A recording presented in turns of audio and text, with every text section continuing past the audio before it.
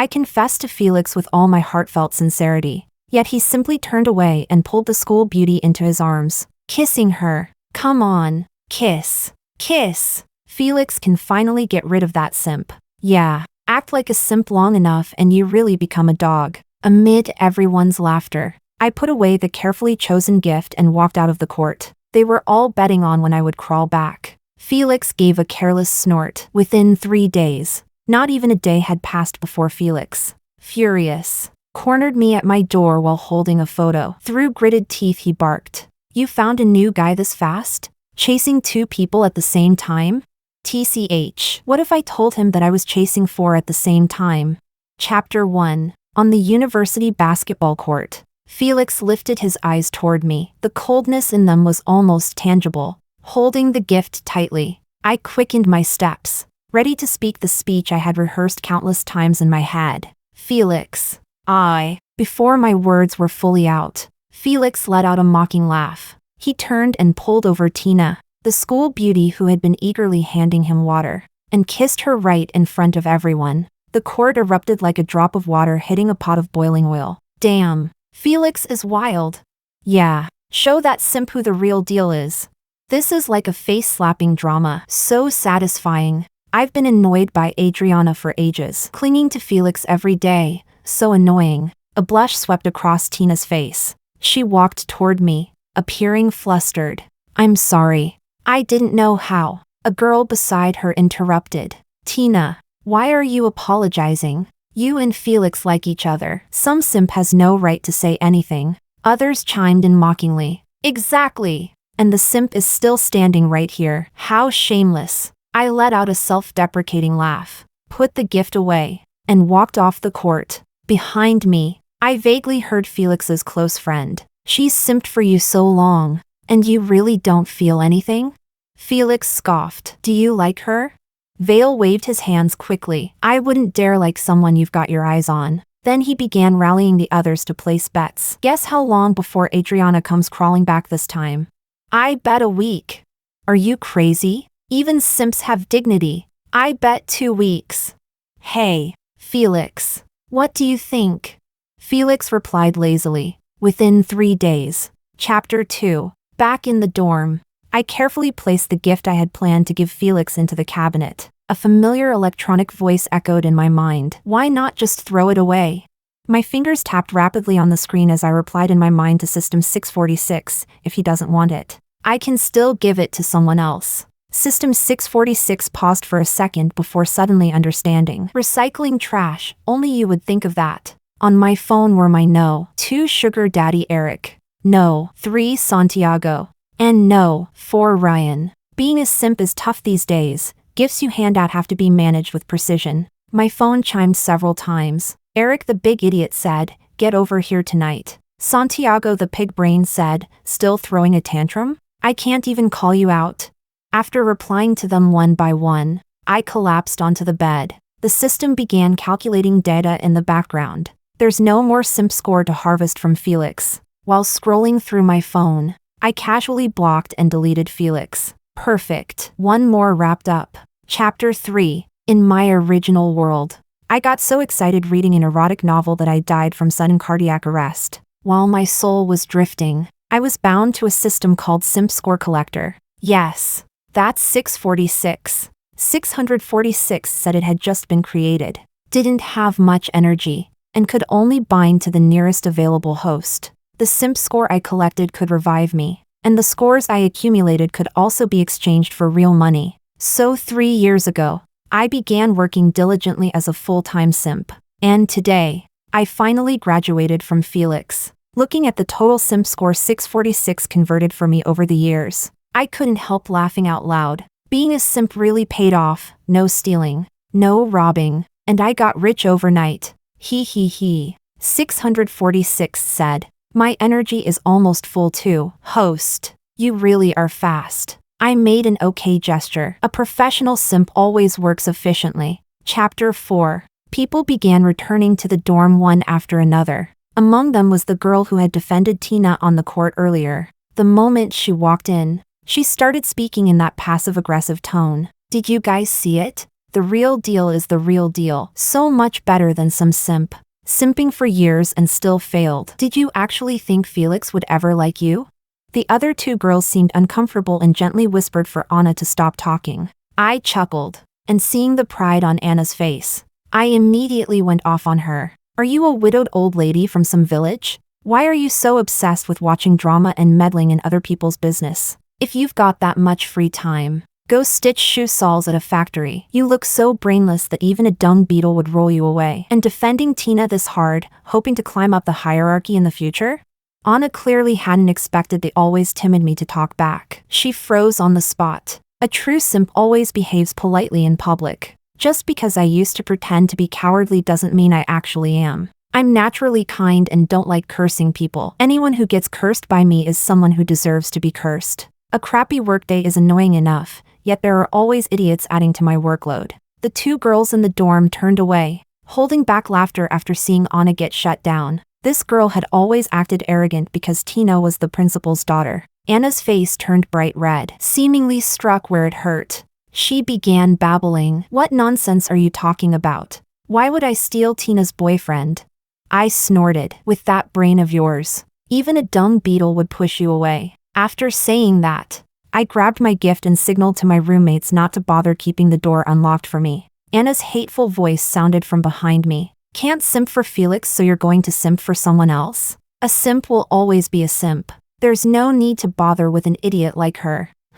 Though she is right about one thing. I really am going to simp for the next guy. A true simp collects everything in the end. Chapter 5. I arrived at the banquet in Eric's car. The inside was packed with influential and distinguished people. Eric's staff led me to a lounge to change into an evening gown before letting me out. I tidied my hair, deliberately exposing the right side of my face. The only reason I managed to score favor with Eric was because I looked like his first love. Heaven bless. Thank you, dear first love. I searched the banquet hall for Eric. I hadn't found him yet, but instead spotted another benefactor, Santiago.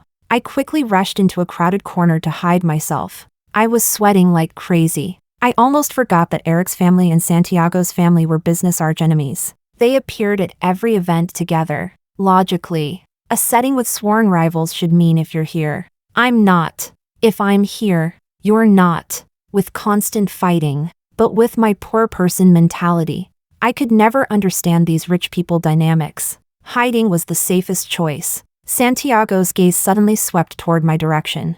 I twisted my face away and shut my eyes. Let him suddenly go blind for a few seconds. Please. He seemed to be glancing casually. After a couple of looks, he turned away. Suddenly my phone chimed. Santiago, dumb as a pig, said, "Still mad?" I looked up and saw that Santiago had just rejected several girls who invited him. I typed back, "No." He replied instantly, "Come here now. I'll send someone to fetch you." It wasn't a request, it was an order. "Thanks for the invitation, but I'm literally sitting on the small sofa right behind you." Weakly, I typed, "My stomach hurts. I'm in the dorm right now." Little bunny hopping JPG. Just as I finished typing, a shadow fell in front of me. I jumped, immediately turning off my phone. Raising my head, I realized it was Eric, still wearing that private face expression he only showed when he wasn't dealing with outsiders. I instantly lifted my face into a smile and playfully complained, "Why did you take so long? My legs are sore from standing." Eric liked this act a lot. And for once, he spoke to me gently. "Your complexion looks bad. Not feeling well?" I didn't need a mirror to know my face must be pale now. Eric standing here drew countless stares, and I was genuinely terrified Santiago might see me. The system's energy wasn't fully charged yet. If these people discovered the truth, well, nothing would really happen. To people of their status, I was someone optional, dispensable. They gained emotional value. I earned money, mutual benefit. Even if they found out, we'd simply part ways. But, sigh, I still hope they don't find out too soon. I need to farm more credits. Chapter 6. When Eric brought me back, Santiago had already left. After being forced to meet a lot of CEOs and big shots, I said I wasn't feeling well and wanted to return to the dorm. Since I behaved relatively well today, Eric let me go without question. Before I even reached my dorm, Santiago's call came through. In your dorm? I'll come get you. I had just said okay. And he immediately hung up. Good thing I understood Santiago's personality. That bastard. If he didn't drag me back to the banquet, he would definitely come find me. I'd been spending too much time simping for the others recently and had neglected Santiago a little. The back-end simp score for him had fallen way behind the others. Santiago's car arrived quickly. Get in. As soon as I got in the car, I pulled out the second-hand gift, originally intended for Felix, then for Eric, but I forgot to give it to him. Now giving it to Santiago was perfect timing. Smiling sweetly, I presented the nicely wrapped gift. For you. I spent forever picking it. Santiago took the box lazily, opened it, and let out a mocking laugh. The money I give you isn't enough? You try to fool me with a watch like this? TCH. Having a gift at all is already a blessing. Still complaining? I took the watch and put it on his wrist, my eyes sparkling. When I bought it, I knew it would look great on you. Look! I lifted my hand to show him. The system trembled as it whispered, Host, you really lie without blinking. Of course, if my expression slipped even once, I'd die on the spot. Santiago didn't look at the watch. His cold eyes stayed fixed on me. The second-hand watch did make me feel guilty, and I kept glancing around uncomfortably. What is it? Were you touched by me and fell in love? The moment I said that, the air around Santiago turned icy. He turned his head away with a cold snort. That snort said everything. It meant I wasn't worthy. My smile slowly faded, tears faintly gathering at the corners of my eyes as I turned my lifeless gaze toward the window. But inwardly, all I cared about was the back-end simp score. It was skyrocketing. Money, money, money everywhere. Chapter 7. Santiago had the typical male lead problems, picky eater and insomnia. I couldn't cook at all, so I always secretly asked the system to order high-end private dishes for him, and Santiago still acted like he enjoyed the food immensely. At night, we of course slept under the covers purely to sleep. With his personal cleanliness issues, Santiago always made me shower in his bathroom before getting into bed. I had a 9 a.m. class, so when I woke up, Santiago was still asleep. I had the system order more private dishes for breakfast. I even slipped a little heart-shaped note under the plate. Time to earn some post-sleep profit. By the time I caught a taxi to school, class was about to start. I quickly sent a good morning to my for benefactor, then rushed up the stairs. There was almost no one in the hallway. People without class were sleeping, and people with class were already in their rooms. I entered the classroom right on the dot, and the professor's lecture soon had me dozing off. I could never sleep well when sharing a bed with Santiago. Felt like my life force was drained every night. Half asleep, I chatted with Ryan. Ryan was a professor the university paid a high salary to hire. 28 years old, successful and promising. He had class today too, but in another building. We agreed to have lunch together at noon. Originally, since today was Wednesday, I should have had lunch with Felix. But since I wrapped up the one storyline yesterday, I no longer had to worry about scheduling time for him. Ryan told me to wait in the classroom after class. I packed my things slowly as everyone rushed off to eat. The classroom soon emptied until only I was left. I had barely stepped out when a tall figure suddenly appeared in front of me. He shoved me back into the classroom forcefully, gripping my wrists. My head was pushed back and hit something soft with a thud. When my eyes focused, I saw Felix. His eyes were bloodshot, expression fierce. Blocked me? Ran off to simp for someone else? My legs went weak, and I laughed awkwardly. What are you talking about? He pulled a photo from his pocket. Too bad I didn't go to the banquet last night. I missed a great moment. Huh? I looked closely, and everything went dark. The photo showed me and Eric together at the banquet. Felix looked like an enraged beast, breathing heavily. Fuck, was simping for two people at the same time fun for you? At that moment, the back door burst open with a bang. Ryan appeared at the entrance. He smiled. What's going on here? Pretty lively. Whether it was fun or not, I didn't know. I only knew these men were about to ruin me. Chapter 8. I swallowed unconsciously, forcing down the urge to run. I knew things might blow up someday, but I didn't expect that day to come so quickly. My eyes darted between Felix and Ryan. Since I couldn't get any more simp score from Felix anyway, I jogged over and stood behind Ryan, lowering my voice. I immediately chose my side. I'm not familiar with him, which was true after simping for Felix for so many years. He always treated me like I was invisible. When he was in a bad mood, watching his buddies lock me in a bathroom all night was nothing unusual. When I brought him water during basketball practice, he would take it, open it, and pour it on the ground. He never thought of me unless he needed physical labor. Back when I wasn't yet a full-fledged femme fatale, Felix once called me out, said he wanted to hang out. In reality, he just wanted me to deliver an umbrella. Delivering it was one thing, but the bastard grabbed the umbrella and left me walking home in the rain. The next day, with a fever, I still had to force myself to work as his simp. Fortunately, that round of simp score was quite generous. Chapter 9. Ryan's tall figure shielded me, and I couldn't see his expression. I didn't know if he believed me or not. I wasn't too worried Felix would expose me, given his arrogant drama king personality. He never wanted to be associated with me anyway. If I denied knowing him, the emotional contrast would hit him hard and piss him off enough to leave. As expected, Felix's face collapsed the moment he heard my words, a storm raging in his eyes. TCH. Who even knows her? He kicked the back door hard and stormed out in fury. Once he left, I finally let out a deep breath. I tugged gently on Ryan's sleeve. Good thing you came. I was really scared just now. Ryan turned around, staring straight into my eyes. TCH. Did he not believe me? I stepped forward, leaning myself into Ryan's chest, and just as expected, I was pushed away. Ryan's face showed clear disgust. He reached into his pocket, pulled out a pack of wet wipes, and meticulously wiped my hands back and forth. Only after that did he give my back a light pat as comfort. Then he pulled another wipe to clean the hand that had touched my back. All right.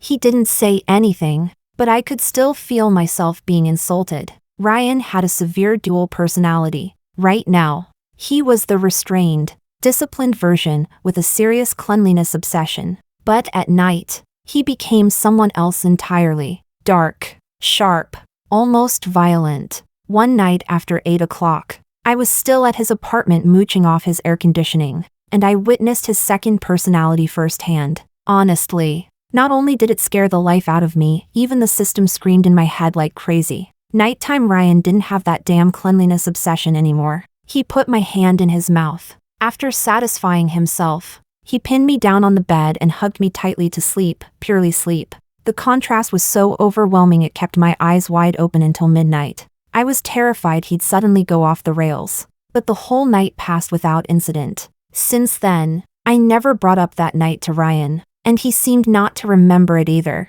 I lifted my hands with a bright smile. All right, all clean, let's go eat. Chapter 10. After freeloading a lunch with Ryan, I gained quite a few more simp score points. I decided to give myself a small break today. No one in the dorm had class, some went out on dates. Some went to work. Anna threw in her usual sarcastic jab before heading out as well. I lay on the bed watching TV with the system. 646 said, "This movie is really good."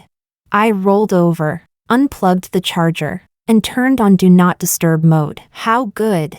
646 clearly got excited, but I had a bad feeling about it. Don't tell me it's another mother-in-law versus daughter-in-law drama, or one of those rebirth stories where the protagonist falls in love with themselves? No.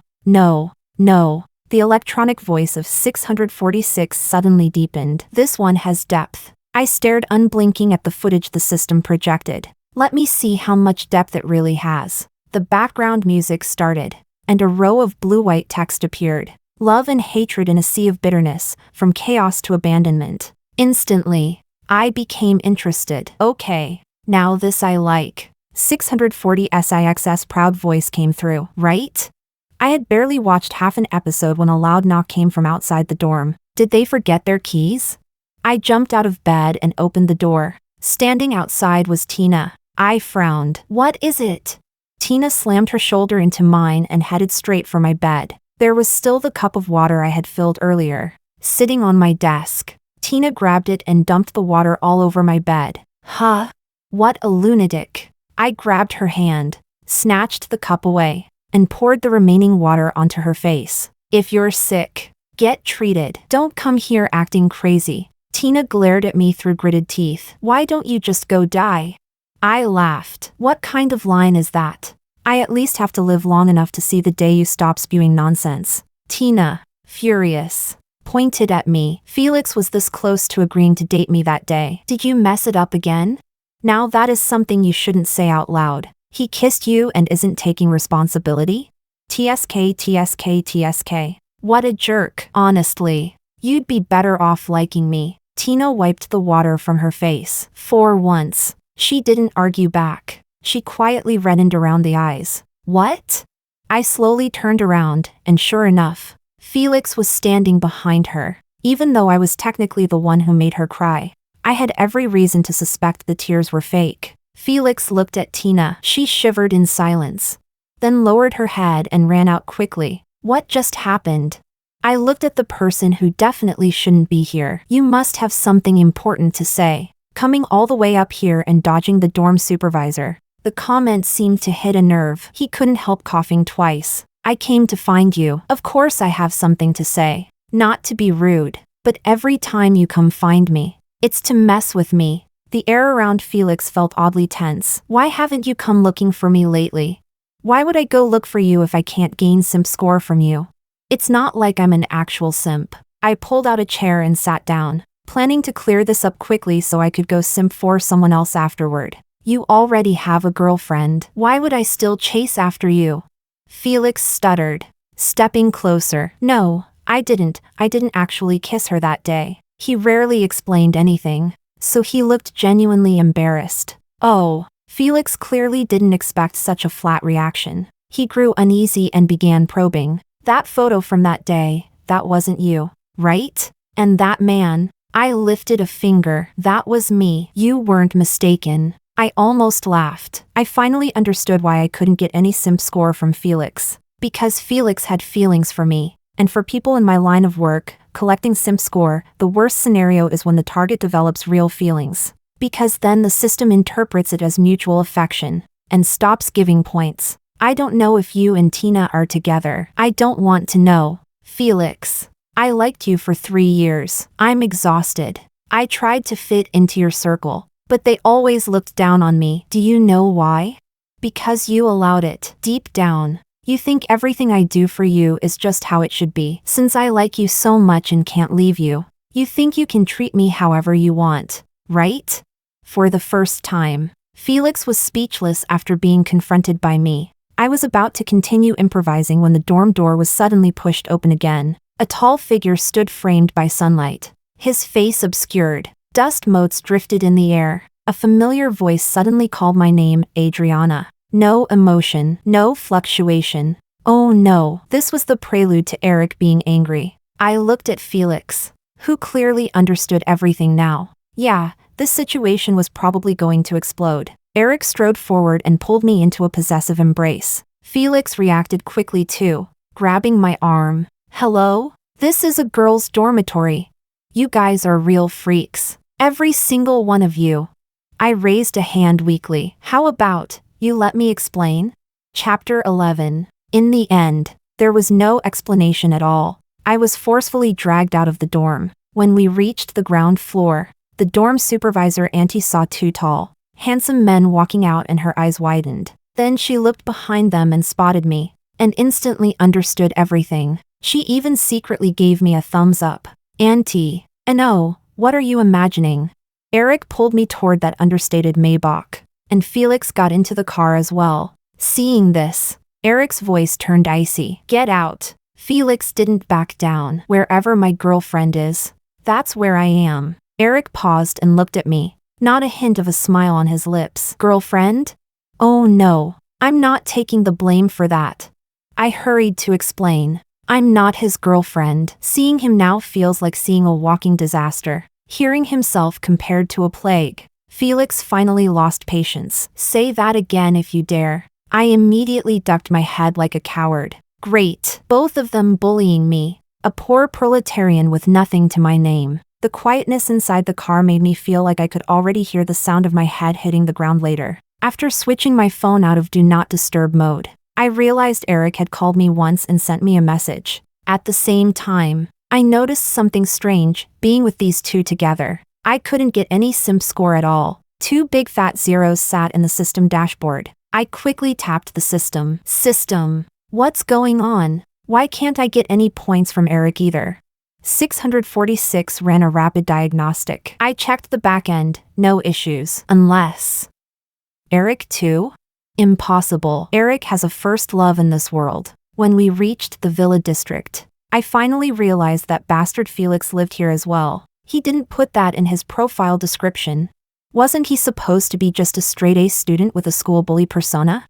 I shrank into the car seat, pretending to be dead. Eric knew my habits very well. Get out. I flinched and scrambled out of the car immediately. Chapter 12. Right now. The situation was, Felix had realized I wasn't only simping for him. There were 2 more outside. Sorry, actually there were 4. Hee hee. Felix was so furious he practically spun in place, sitting on the sofa watching him pace. I asked in confusion, "Why are you angry? You didn't like it when I was simping for you before anyway. Since I couldn't get any simp score from Eric anymore, I might as well stop pretending in front of these 2. Eric walked over with a plate of fruit. I reached out to take some, but my hand was suddenly stopped. Wipe your hands. That familiar pack of wet wipes. My fingers were cleaned one by one before I was allowed to pick up the fork. Eric's emotions seemed far more stable than Felix's. That gave me a sense of security. Worst case scenario, we just go our separate ways. The only reason I could get simp score from Eric in the first place was because I looked like his first love. Who would choose a fake pearl over the real one? Never thought I'd lose 2 score sources within just 2 days. My poor heart. Halfway through eating fruit, I saw the 2 of them sitting not far away, seeming to be discussing something. They probably feel uncomfortable knowing they were both being simped for by the same person. So now they're making sure neither of them tells anyone what happened today. 646 glanced at the 2 of them, clearly disapproving. After finishing the last piece of apple, I clapped my hands and stood up. There shouldn't be anything left here that involves me. Originally, I worried they might beat me up. Thankfully, as expected of upper-class men with higher education, they didn't resort to violence. But for some reason, I still felt uncomfortable inside. While they were still talking, I quietly moved toward the front door. I pressed my finger onto the fingerprint scanner. Suddenly, several alarm sounds blasted through the air. The noise immediately drew the attention of the 2 men behind me. Felix strode over and grabbed me. "What are you doing?" I let out 2 shaky laughs. "If I say I just wanted to go out for a walk, would you believe it?" Eric gave a short, cold laugh. "Scared?" I am the kind of person who refuses to back down when questioned.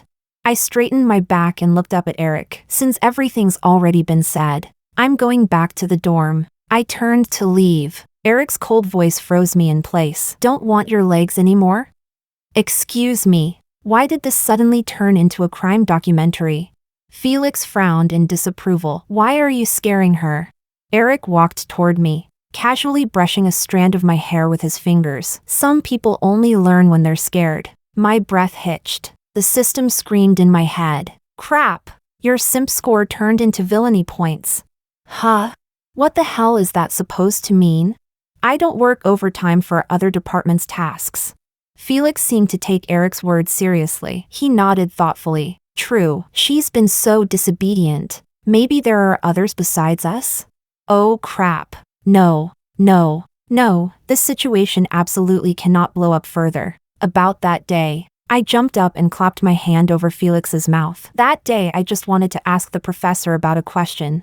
With Eric alone already acting crazy enough to threaten breaking my legs. If he learned there were 2 more, I definitely wouldn't survive. Felix calmly nodded and didn't say another word. After that, the 2 of them seemed to reach some sort of mutual understanding. Even though on the surface they still looked like they despised each other, something felt different. I asked the system nervously, "Are we close to full energy? I really don't think I can keep this up much longer." Before the disaster happened I thought I was an invincible warrior. Now that it's real, yeah, I'm terrified. 646 replied, still short by 10%. On the other side, the 2 men seemed to hear something, and their eyes flashed with a chilling, predatory light. Chapter 13. Because the two of them were watching me too closely. At school, Felix watched me every day. Outside school, the two of them watched together. As a result, I hadn't seen Ryan in many days. He didn't like chatting on his phone,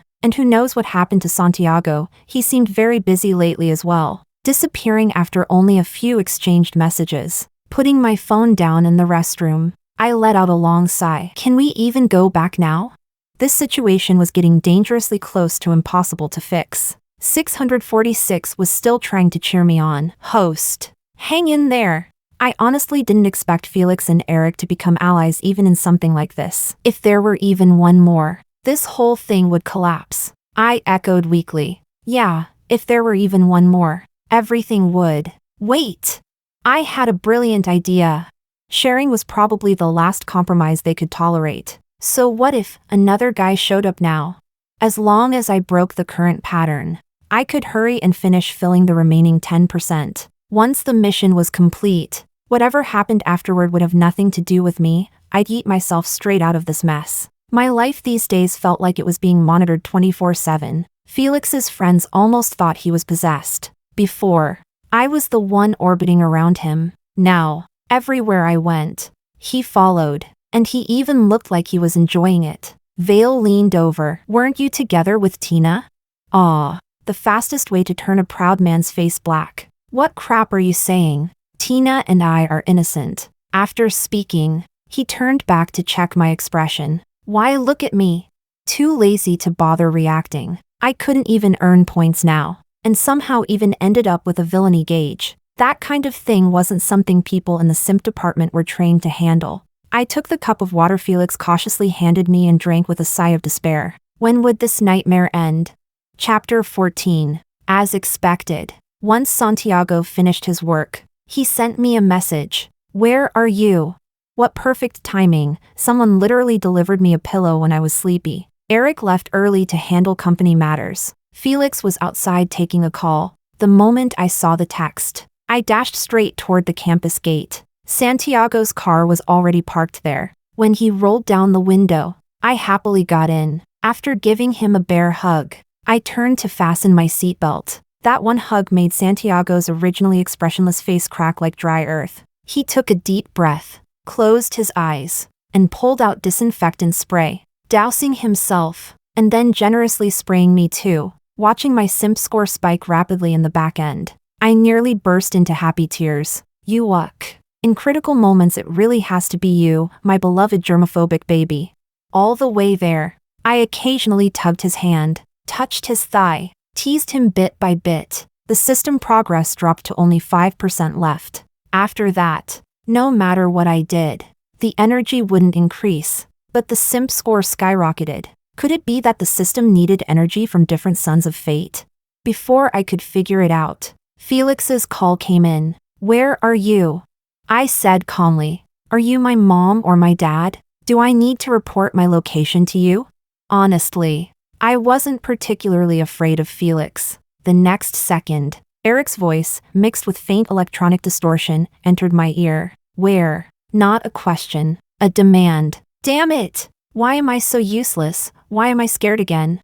I kept a calm face as I hung up. Santiago glanced over. What's wrong?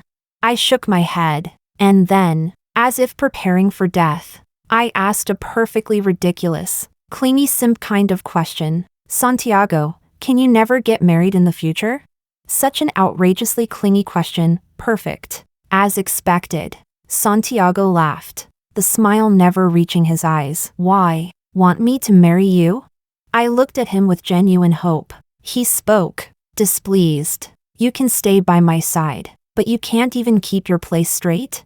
I nodded. If you meet someone you like in the future, let me know. I won't cling to you. Hee hee. Santiago would later fight Eric over me. No wonder they were lifelong rivals, competing in business, competing in love. Hearing my answer, Santiago's lips curved into a smile. Even if I get married, who said I'd allow you to leave? Huh? Whoever invented the character Santiago was a genius. So even if you have a wife, I still have to stay with you? When it comes to being someone's loyal dog, You're truly the expert. Chapter 15. Santiago suddenly received a phone call. He pulled the car over to the side of the road, and sure enough, Felix and Eric arrived right afterward. Santiago looked at Eric with clear displeasure. What did you mean by what you just said? Eric let out a cold laugh. What else could I mean? Don't tell me you actually thought she genuinely liked you? Santiago frowned and looked toward me, as if trying to confirm something. Felix looked like he just witnessed the funniest joke in the world. Don't look at her. You expect a clueless little thing like her to tell you the truth? The moment Santiago and Eric faced each other, the air around them instantly dropped to freezing. Santiago didn't reply. His gaze slid off me as though looking at me any longer would dirty his eyes. I watched helplessly as he sat in the driver's seat, only to slam the door open again a second later. You two met her in freshman year, right? Santiago seemed to have figured something out. Eric cut him off immediately. Knowing her longer means anything? Santiago lowered his head and let out a few soft laughs. Knowing her longer may not matter, but she told me she loved me. More than once. Oh my God. What kind of hellish three-way battlefield was this? Santiago didn't usually think like whatever this was. I tapped the system. This situation is, yeah, collapsing a little. 646 replied. I don't get what's happening either. But as long as the three of them can't agree on anything, you still have a chance to max your energy and escape. Stirring the pot? That was my specialty. If the fire isn't enough, I'll just add more fuel. 646 sounded nervous. Be careful. Don't forget you also have a villainy meter. PSSH. Ignore it. Maybe that villainy meter is for some other department to deal with once I'm gone. Either way, it definitely shouldn't have anything to do with me. I stood there, pale as a sheet. Felix noticed first. He crossed over in a few long strides. His voice panicked. What's wrong? Are you feeling sick? I buried my face in his chest, letting out a few trembling sobs. I want to leave. Felix shielded me as he guided me into the car. Then he turned back to the other two. None of us have the right to judge anyone else. Which one of you treated her well from the start? What are you trying to compete over now? Pathetic. The two clearly didn't expect Felix to snap at them like that. They could only watch as he drove away with me. Damn. Impressive. The car soon stopped at the campus gate. Just as I was about to get out, Felix stopped me. It was my fault before. I can make up for it 1,000 times over. I can wait, but I will be here watching over you. And I won't leave. Do you hear yourself? Does any of this sound remotely reasonable?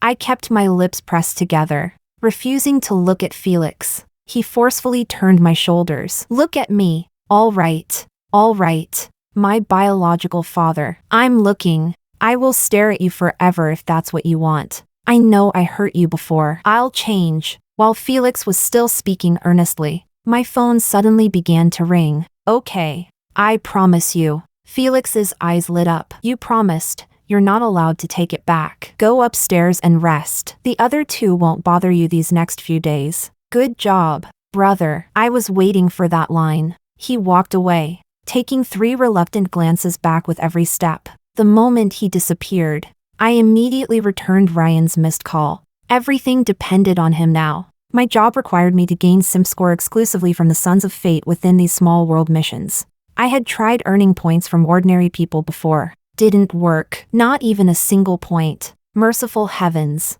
Buddha above. There's only 5% left. Please. Please don't let anything go wrong now. Chapter 16. After answering Ryan's call, I came to his apartment. The moment I pressed the doorbell, the door clicked open, and a strong hand yanked me inside. What the? A murderer? A burning hot palm clamped over my mouth, a hard chest pressed against my back, and Ryan's voice brushed against my ear. You're really being disobedient. No way. Could it be that Ryan also found out? I trembled as I tested the waters. I'm very obedient. I eat well and sleep well. Ryan let out an ambiguous laugh. After answering Ryan's call, I came to his apartment. The moment I pressed the doorbell, the door clicked open, and a strong hand yanked me inside. What the? A kidnapper?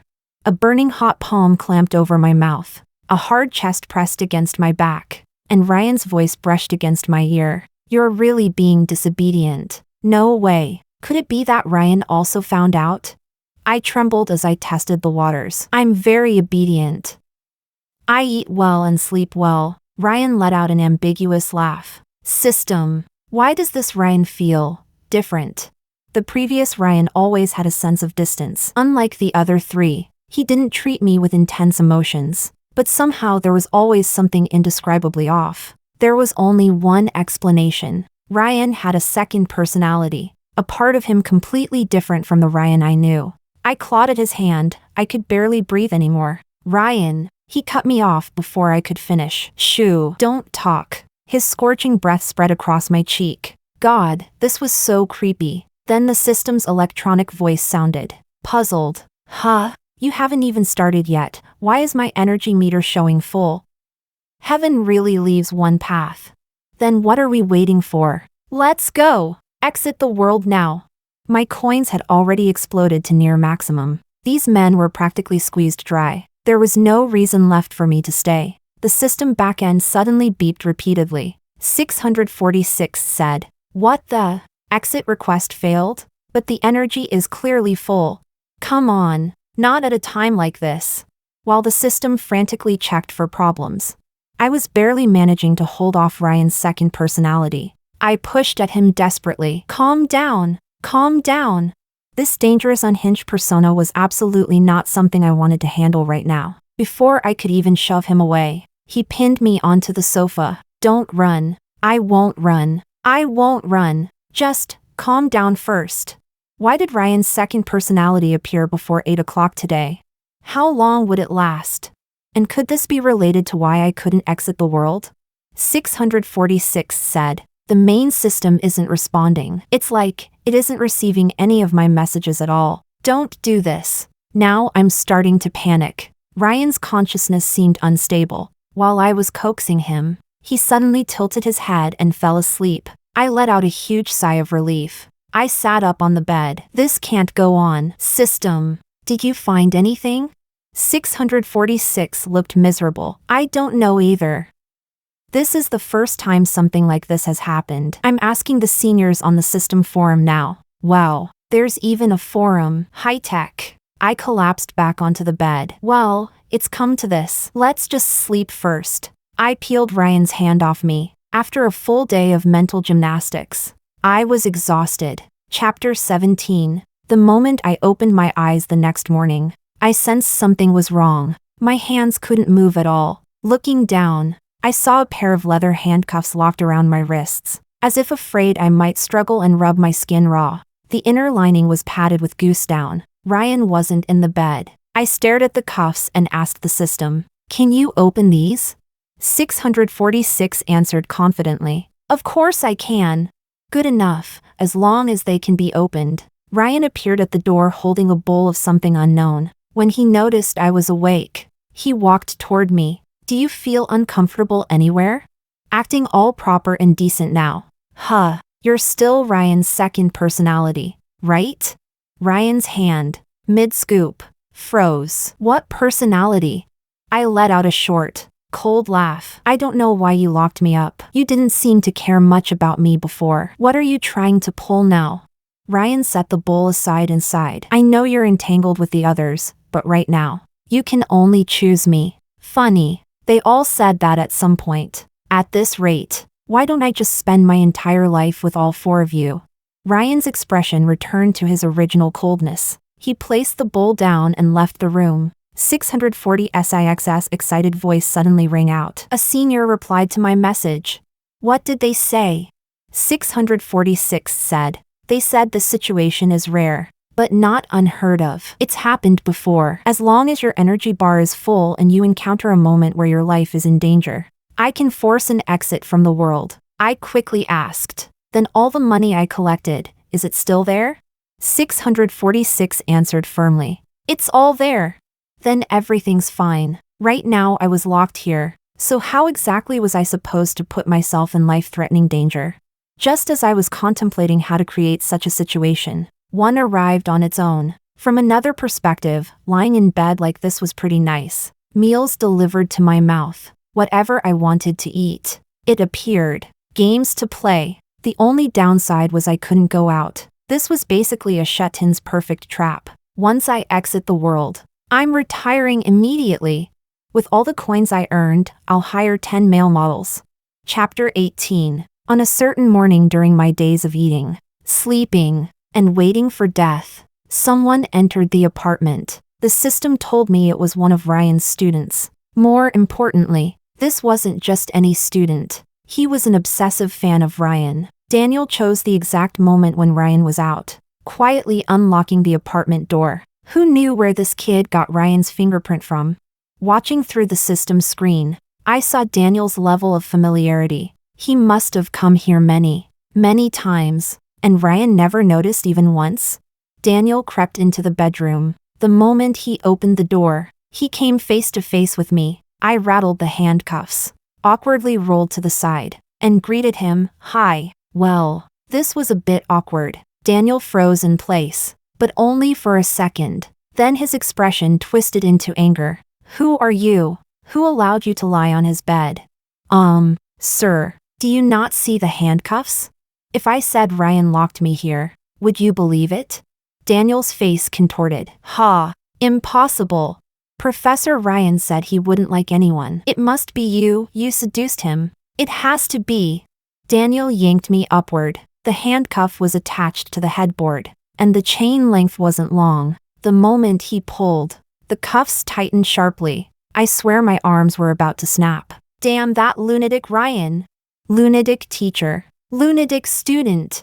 I lifted my head and gave Daniel a calm smile. The key is in the rightmost drawer. If you let me go, I promise I'll never show up in front of Ryan again. Daniel followed the direction of my finger and walked over. Ryan had placed the key inside that drawer right in front of me. If he trusted himself enough, he wouldn't bother changing the location, because he was sure I couldn't escape. Daniel retrieved the key. He asked softly, if I let you go, will you really leave Professor Ryan? Absolutely. I'd immediately arrange my own disappearance. Everyone would be freed. He brought the key close to the lock, then suddenly tossed it across the room. Having another mental episode? He suddenly grabbed my face. You think I'd believe that? Someone like you, if I let you go, you'd definitely cry in front of Professor Ryan, wouldn't you?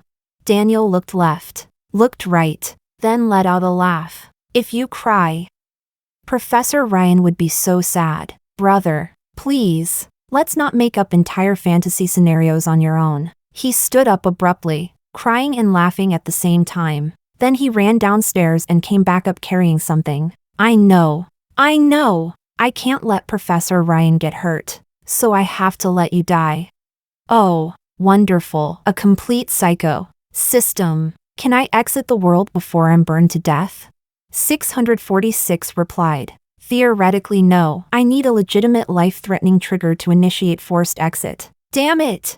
646 patted itself. But don't worry. I can use my own points to reduce your pain. You'll die instantly, with no sensation at all. Sniff. My sweet baby 646. Truly the only reliable one here. Daniel didn't hesitate at all as he poured gasoline, God knows where he brought it from, around the edge of the bed. He poured a trail all the way to the door. Then the kid stood at the downstairs entrance and shouted.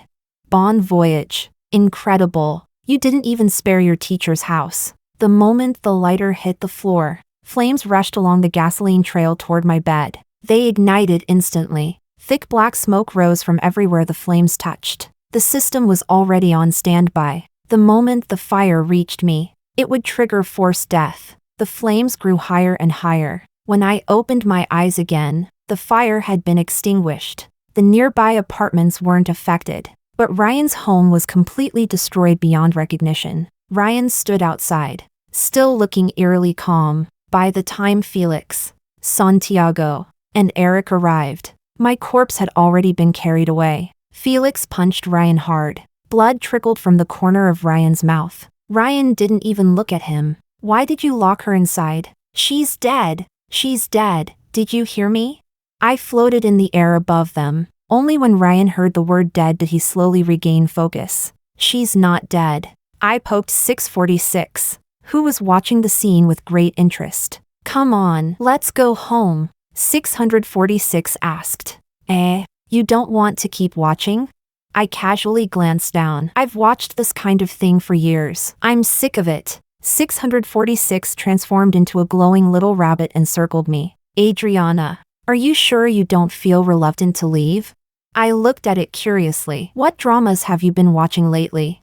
646 said. None. I just mean, from a human emotional perspective. After spending so many years here, you should have some attachment. None. Not even a trace of reluctance. If anything, I felt disgusted. Chapter 19. After returning to the system's transit station with 646, I felt like I had been reborn. Because I completed the mission pretty perfectly. The Simp score I collected ranked first in the entire division. I even received a bunch of extra rewards. Among them was a large villa assigned by the system center to retirees. Now this was real happiness. I slept in the villa for 3 days and 3 nights straight. During that time, all my meals were delivery. One day, the door was knocked on. Wearing slippers, I shuffled over to open it. A chubby, fair-skinned little boy was sitting crookedly on a small stool outside my door. He looked about 1 year old. The moment he saw me, he pulled a note out of his pocket.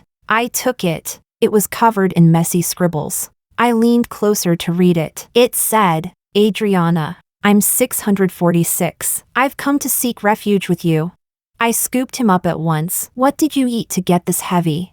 646 babbled indignantly, not forming a single proper sentence. Seeing how anxious he looked, I leaned to his ear to listen closely. They are coming for you. Excuse me? Is this turning into a horror story? I calmly carried 646 inside. If they dared come here, every single one of them could die for all I cared, while pinching 646's chubby little cheeks. I said, you need a name. How about Chubby? 646 immediately threw up his tiny fist in protest. I pushed his little hand down. Okay, I get it. Chubby, yes. You love this name. Knock, knock, knock. The door was knocked on again. Delivery this early? Holding Chubby, I struggled to open the door. Outside stood several very familiar figures. I immediately slammed the door shut. Get lost.